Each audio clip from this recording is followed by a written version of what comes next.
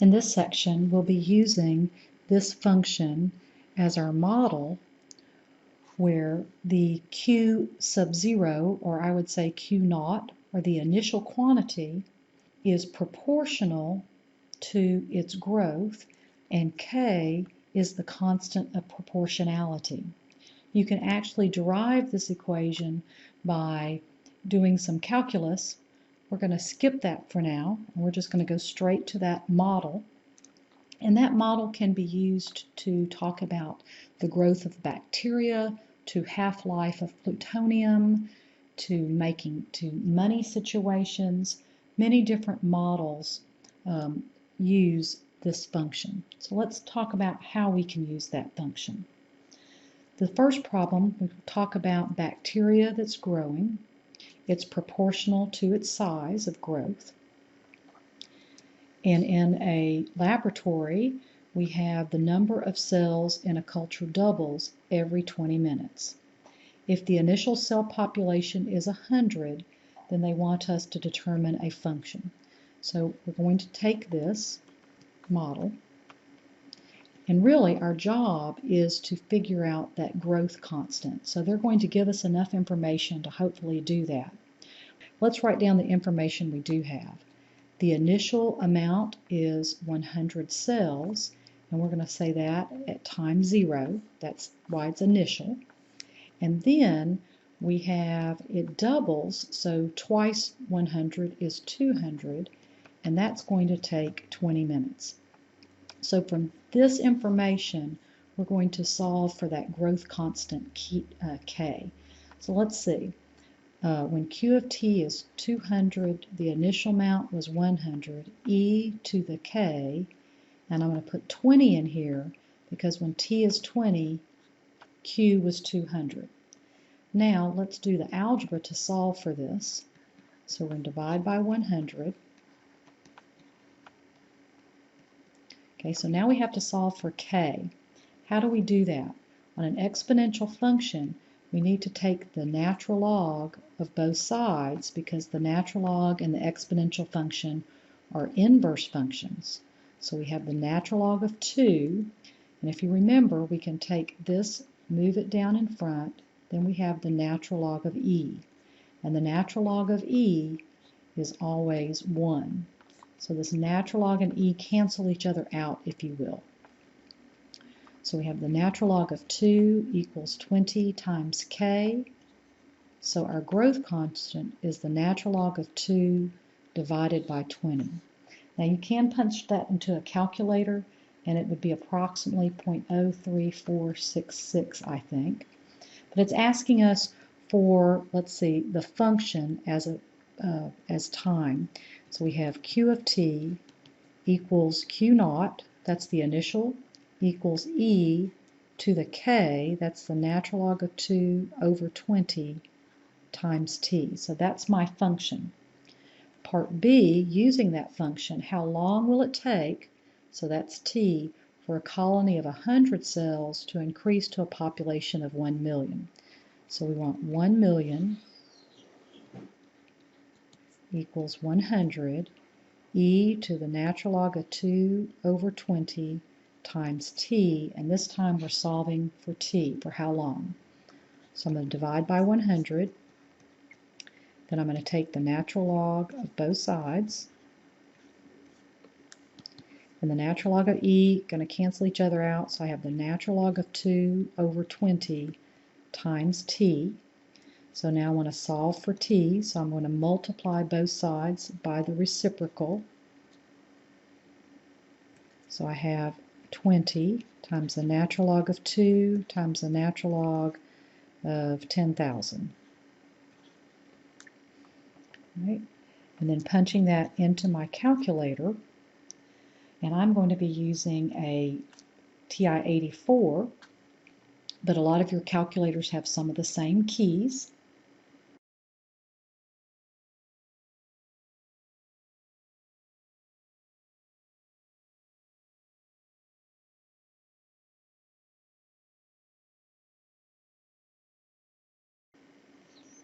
Would punch that in, and I would get 265.75, And this is in minutes because the initial said it doubled, I believe, in 20 minutes. But if I wanted hours, I would then divide this by 60, and I would get t to be 4.43 hours. So make sure you know what they're asking for in terms of minutes or hours. Let's see, part C says if the initial cell population were 1,000 instead of 100, how would this alter our model? Let's look at that.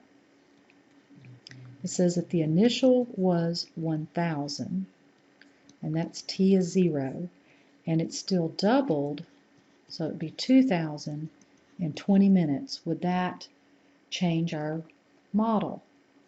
So we'd have 2,000 equals 1,000 e to the k times 20. Take the natural log of both sides and divide by 20. And I think you can see that k is the same, so because it doubled in the same amount of time, it doesn't matter what you start out with, just that doubling factor. Right, this next situation talks about the population of Brazil. And again, we can use that same growth model.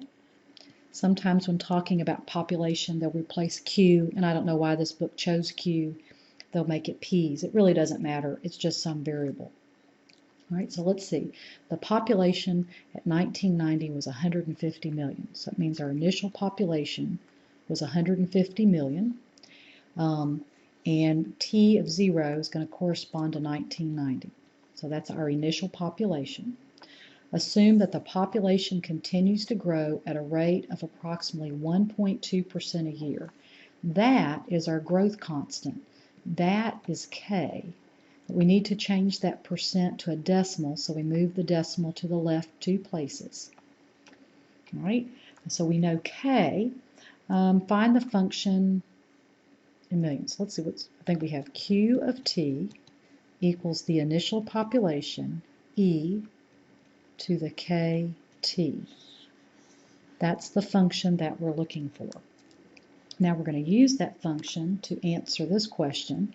It says if Brazil's population continues to grow at that same rate, find how long it would take for the population to double in size. All right, so if we started out, if the initial population was 150 million, then double that would be 300 million. So we want to say, all right, so when Q is 300, what is T? So one more time, we're going to take the natural log of both sides. And keep in mind, those cancel each other out, so you just have that exponent. Then we need to solve for T. And then once again, go to the calculator and type that in.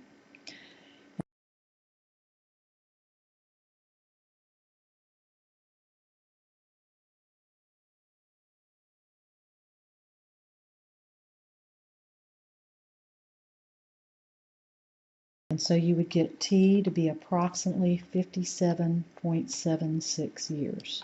So it would take that long to double Brazil's population. This next part, part B, I thought was worded strangely, but I took it straight from the book, straight from the computer. It says, using the time found in part A, what would be Brazil's population if the growth rate were reduced to 0.8% a year? Right, so remember it took us 57.76 years to double if that was using that rate. So we're going to have to change our model to be our initial population still 150, but our growth rate is 0.8% a year. So we need to move that decimal again to the left 2 decimal places. And they're asking us to now take 57.76 years and plug it in for T and calculate the population. It should be less than 300 million because that's how long it took to double. So we're going to have Q of 57.76 years. I think that's a 7. All right, so again, we want to be very careful about pushing that into our calculator.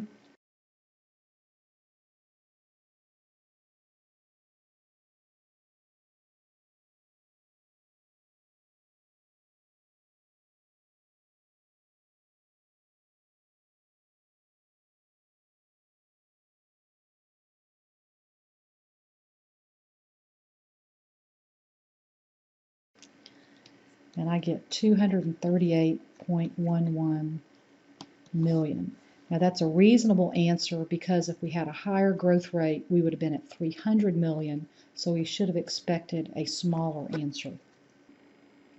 All right, here is another situation using that same model. It says that the temperature is constant, the atmospheric pressure, this one's measured in millibars, varies with the altitude above sea level, H, in accordance with this model. So notice they've used P's instead of Q's. They've used H instead of T. All right, so let's look at the information. The atmospheric pressure is 1,113 millibars at sea level. Sea level would mean there would be no height. So that's our initial pressure. So that's going to be P naught. Then the next one says the pressure is 90 millibars when H is 20. And they want us to find the pressure when the height is 50. So again, we're going to come back up here and get our model basically to solve for K. And then once we solve for K, we can answer that question. So let's see, 90 equals our initial quantity, E, notice there's a negative K times 20. Now where am I getting these numbers? 20 and 90 match up. When H is 20, P is 90. And then we have this initial amount that was given here. So what we need to do is solve for K. So I'm going to divide both sides by 1,013. And I'm going to take the natural log of both sides. And when I do that, the natural log and E cancel out, so I'm just left with the exponent. And then when I solve for K, I'm going to have the natural log of 90 over 1,013 divided by negative 20. And punching that into the calculator, I get approximately 0.12104.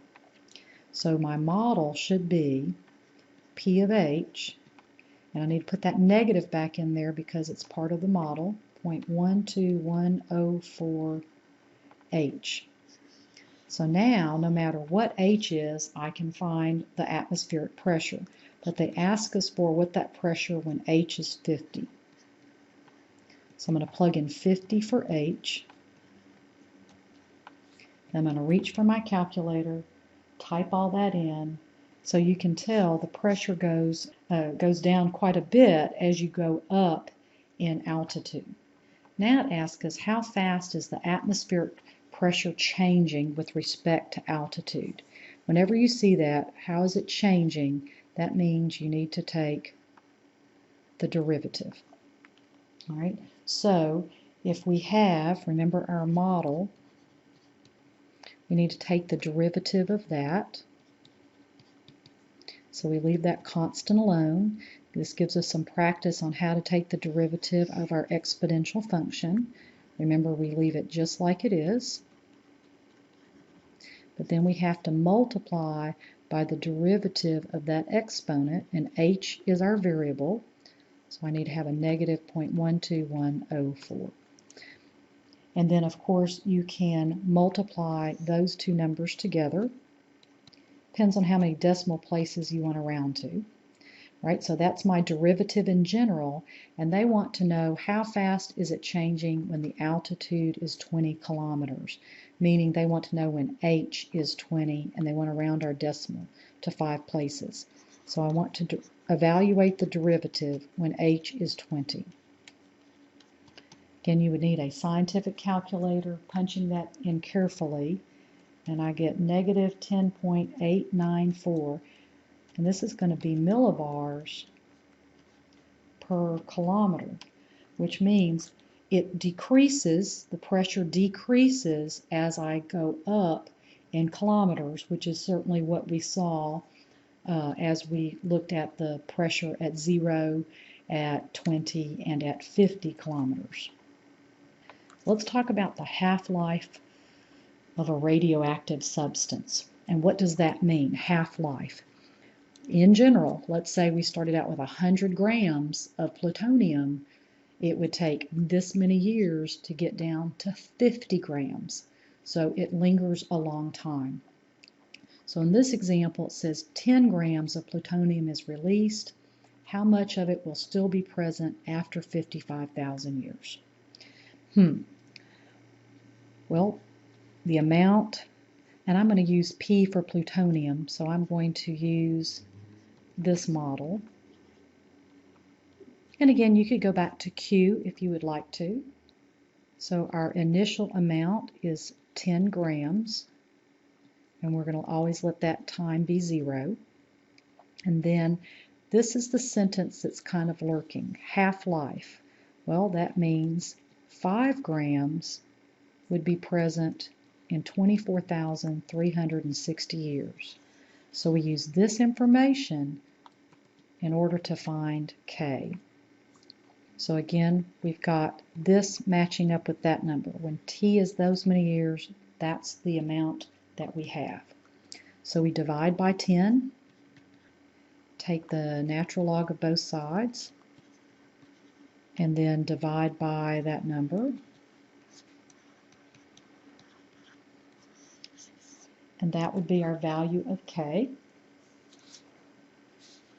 Again, if you wanted a decimal approximation, I got K to be negative 2.845 times 10 to the negative fifth. All right, so my model would be P of T equals P naught, which is 10, e to the K times T power. All right, and I believe the question asked, how much of the plutonium will still be present after 55,000 years? So that's T. So I want to evaluate this at 55,000. Now, if it took 24,000 plus years to get down to 5 grams, we should have a lot less in 55,000 years. So carefully punching all of that into the calculator. In 55,000 years, we still have 2 grams of that plutonium. If the amount of plutonium in a certain area is found to be 6 times the safe level, find how much time must elapse before the safe level is reached. What are we looking at here? Whatever that initial amount is at time 0, we want 1/6 of that because it was 6 times the safe level. So if it's 6 times the safe level, I want to divide by 6 to get back to the safe level. So about 1/6 of the initial, that safe level. How much time is that going to affect? Now remember, this is still plutonium. It still has the same half-life, so we already know that the growth constant is exactly what we solved for before. Okay? So our model, remember, is, I think I used P, is our initial amount, so I'll change this back to P's, or Q's, whatever you would like. So how can we put that in? If we don't know what we started out with, we can't assume 10 grams. Well, we can just make a ratio saying, all right, I want 1/6 of my initial amount. Can I solve for T? You might be thinking, well, you have too many variables, but let's look at this. If I divide by this initial amount, whatever that is, it's going to cancel it out. So we're just looking at a ratio. I want 1/6 of that. Okay, so again, we're going to take the natural log of both sides. And this is going to allow us to solve for T, divide by this. And I will get 62,979 years. I'm pretty sure I rounded to the nearest year. So if you've got 6 times the safe amount, it's going to take a long time before you get down to that safe amount. The last example we're going to look at is carbon dating. Hopefully you've heard about carbon dating. It tells you how old something is. And so this piece of wood is found to contain 30% of C14, which is carbon 14, that it originally had. When did the tree die from which the wood came? Now I agree this is a very poorly worded question, but I got it straight from the book. What they need to tell you is that the half-life of C14 is 5,730 years. We don't know what the initial amount is. but we have that half-life. So Q naught is the initial amount at time 0, and 2, twice that, nope, not twice that, because it's not a double life, it's the half-life at 5,730 years. And again, we're going to use this to find K.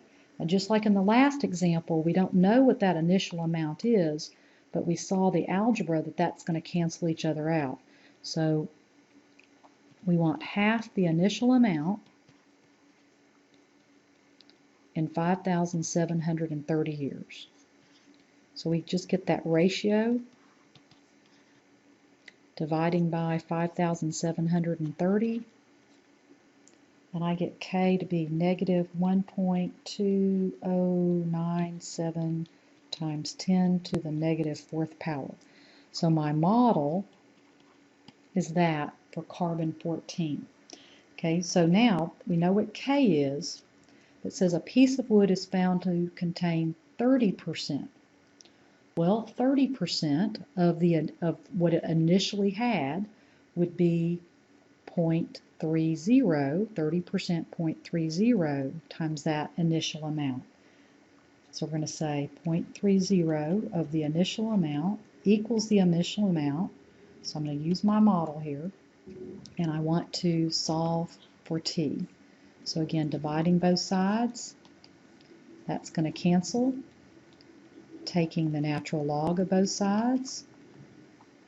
Keep in mind that natural log and e undo one another. And now I'm going to divide both sides by that quantity. And when I punch that very carefully into my calculator, I get t to be 9,953 years. I've rounded to the nearest year. So keep in mind, here is our model. The basic part of the problem is they are going to tell you the initial amount, or they're going to tell you enough to not need to know the initial amount. Then they're either going to give you a half-life or some other quantity so you can solve for K. Once you solve for K, you have your model, and you should be able to plug in numbers as much as you need.